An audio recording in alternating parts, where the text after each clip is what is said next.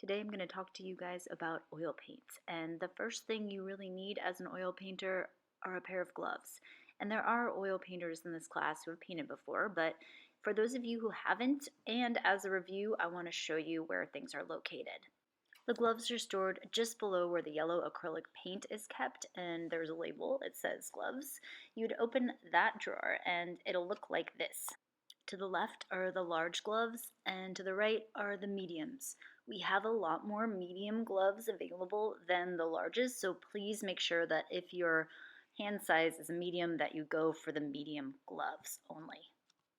Gloves are required for oil painters. However, if you don't like to use these vinyl or nitrile gloves, you can use cotton gloves. Cotton gloves can be purchased online if you go to Amazon or some other site. Acrylic painters use water as a way to get their brush to flow and also as a way to clean your brush in between usage. But if you're an oil painter, you have to use some kind of solvent to do that. Now, traditionally, oil painters have used things like turpentine and other harsh chemicals like Gamsol that have an odor to them, or if they don't have an odor, there's a noxious vapor that's produced by it. Since we're working in an enclosed space in a classroom, I've decided to use a different kind of solvent. It's a green solvent. I'll show you that in a minute. Here is what our oil solvent jars look like. They have a little cheese grater part in the inside, so if you pop off the lid, you could see it, or it might be obscured by the liquid solvent itself.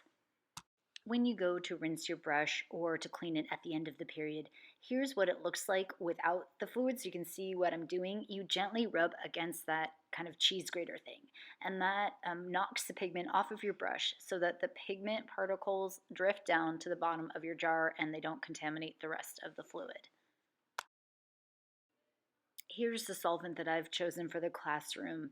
It's a non-toxic solvent. It works just like a regular Gamsol would work.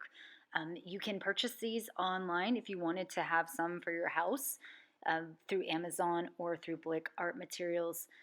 This solvent does have an odor to it, but it is non-toxic, so it is safe to breathe. However, in the interest of making everyone feel like comfortable in the classroom, I want you to keep the lid on your solvent jar unless you're dipping your brush in and actively using that solvent. So the lid should basically remain on pretty much the whole class time. You only pop the lid off to rinse your brush or to clean up at the end of the day. You can have that lid on there loosely, you don't have to clamp it down, but let's seal it so it's not just off-gassing. Here is where we keep the oil paint itself. There's kind of a storage space for oil paints only, and you probably walked past it a bazillion times. So make sure that you put the paint tubes back in that specific order. We do have more paint colors, but really those are the majority of the colors you'll ever really need.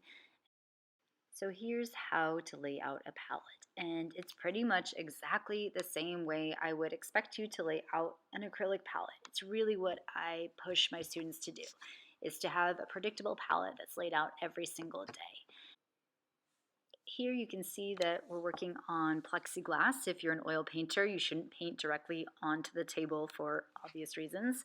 The plexiglass is really nice. It's what I use at home. It's kind of like in lieu of glass because glass can shatter. It's a good surface. It's very smooth. It's easy to blend, especially if you're using a metal palette knife. And if you're using oil paints, you should have a metal palette knife. So I'm laying it out with white, having the most amount of pigment, and then I go from whites to my warm colors, and then I move into that range. The way I want you to lay out the palette is posted above the oil paint, so you can refer to that.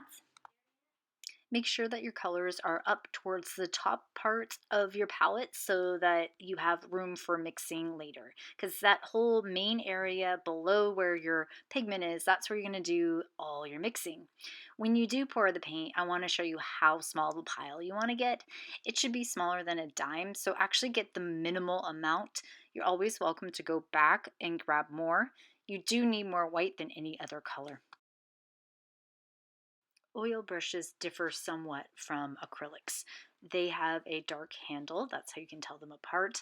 The hair for the brush is kind of a different type of hair. It's a synthetic hog's hair brush, and it's really good for grabbing and holding on to paint. And I'm giving you guys the exact same brushes that I paint with at home, so they're professional grade. They're a Utrecht brand, which is a really good brand. So you get a couple of oil painting brushes. Most people should have 3. The majority of the brushes we'll be using are filbert brushes, and that synthetic hog's hair really helps to grab up a large amount of paint. At the start of every day, you need either to have a rag or a couple of paper towels. So these sheets are ripped into half sheets, so essentially it'd be 1 paper towel but 2 half sheets. 1 sheet I want you to use for wiping your palette knife, the other sheet I want you to use for wiping your brushes. Students will ask, what are the advantages of painting with oil? Because they certainly have a disadvantage as well, but one of them is that you are able to mix colors and get a whole variety of hues without them drying up on you. In some cases, your paint can last a couple of days as long as you kind of lump it back up into a big pile and not flatten it out like a crepe. And it's great for mixing. So I love that surface for mixing my colors. And before I paint, I spend about 15 to 20 minutes just getting out about 15 to 20 different colors that I know are in my painting. I'll just color match based off of my reference photo. I'll hold up my palette knife to my reference and I'll get a variety, a range of values that I know I'm going to need. And then later I'll adjust them with my brush by pulling in other colors if necessary. But I try not to contaminate those big piles up at the top. And you can see I'm using just a little bit of paint there at the top. And if I need to refill it, it's not a big deal. I'll just go over and refill it.